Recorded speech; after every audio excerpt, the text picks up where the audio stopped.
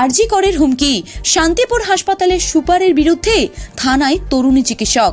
আরজি কর medical college এবং হাসপাতালের মহিলা চিকিৎসককে ধর্ষণ এবং খুনের ঘটনা এখনও টাটকা। আন্দোলনের তেজ কিছুটা কমলেও এখনও নেভেনি।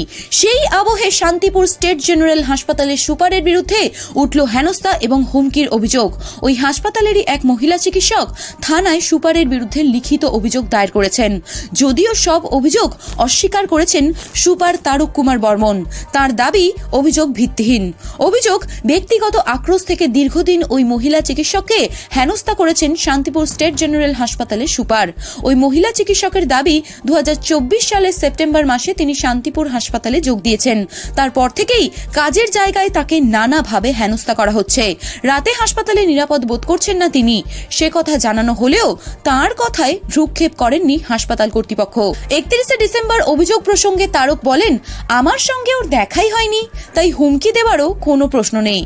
শান্তিপুর হাসপাতালে রোগীর চাপ ভালোই আছে, উনি বোধহয় সেই ওয়ার্কলোডটা নিতে পারছেন না।